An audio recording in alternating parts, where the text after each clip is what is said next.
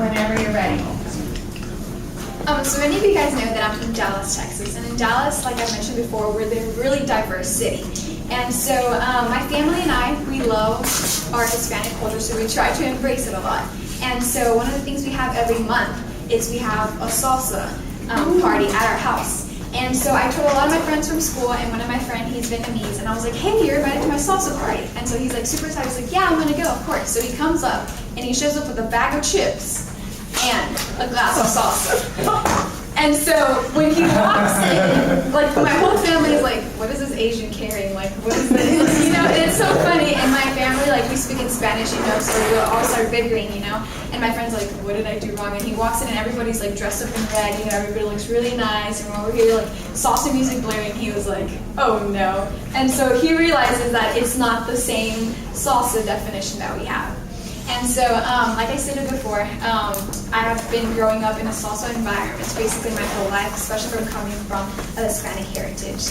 And the expanses of salsa dancing in the United States has sparked different groups of people to incorporate their own instrumental beats while adding their own spice moves to salsa dancing.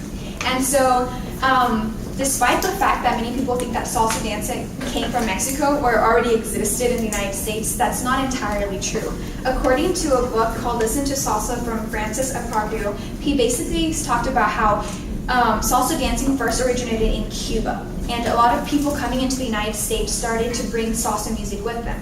And what happened with this, though, later on with Fidel Castro's dictatorship, when he came into power, a lot of people from Cuba had to go back, obviously, to Cuba and could not go out. But what many people did, especially the Puerto Ricans that were here in the United States, they took that salsa tradition and they kept it alive. And so not only did Puerto Ricans keep that salsa tradition alive, but they added their own moves and their own spark. And so one of the things that the United States has seen is a lot of salsa festivals. And so from Dallas, obviously, we have salsa nights from June to August every Saturday night. And everybody comes in with their family, you know. You can either be wearing shorts and a tank top, or you can be really dressed really nice with high heels or with dresses. It's an awesome experience because it's really fun. And one of my American friends, he loves it so much. And like he learned for the first time, but it was a little struggle for him, you know, because sometimes he doesn't get the moves. But that doesn't mean just because you come from an American heritage or a heritage that's not Hispanic doesn't mean you can't learn how to dance it. And so, also, but even if you know the background of history, that doesn't make you an expert of salsa dancing. You also have to know how to dance.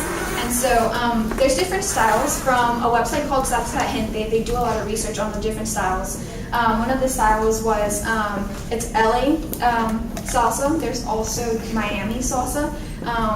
There's like different ways to dance salsa. There's not a right or wrong way. And also different styles include New York. You have artists like Mark Anthony, who was raised in New York, but he isn't like specifically from like Puerto Rico or Hispanic home, but they still like embody this kind of music.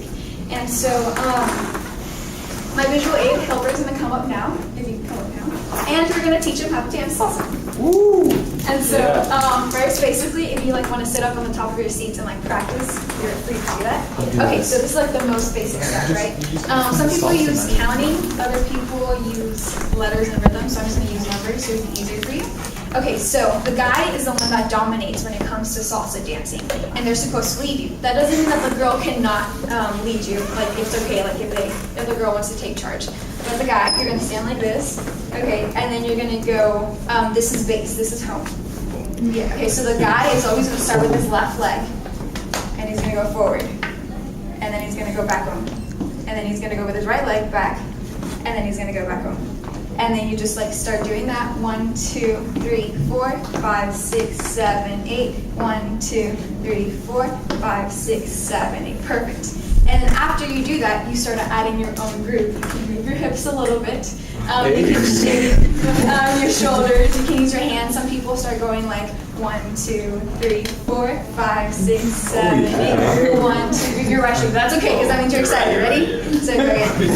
1, 2, 3, 4, 5, 6, 7, 8. One left. Okay, I skipped on. Okay, so There you go. 1, 2, 3, 4, 5, 6, 7, 8. 1, 2, 3, 4, 5, 6, 7, 8. That was good. Thank you. I'm gonna bring you back up when the music comes again. So just you're practicing that. And so guys, like that that's just the basics. Obviously, there goes like so much more to learn.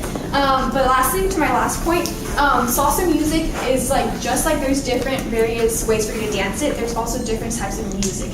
And so I'm going to show you just a little bit of like what the music consists of, what kind of instruments. According to Ed Morales, the Latin Beat, this is a book online. He talked about the different instruments. And there's like bongos, there's a lot of percussion, there's also obviously a lot of people who sing it and go in a high range. There's also guitars and pianos. And so just to show you one of the examples is bring that up while you're playing. yeah. It's Celia Cruz, and she's awesome. You guys can stand up and try this. Okay.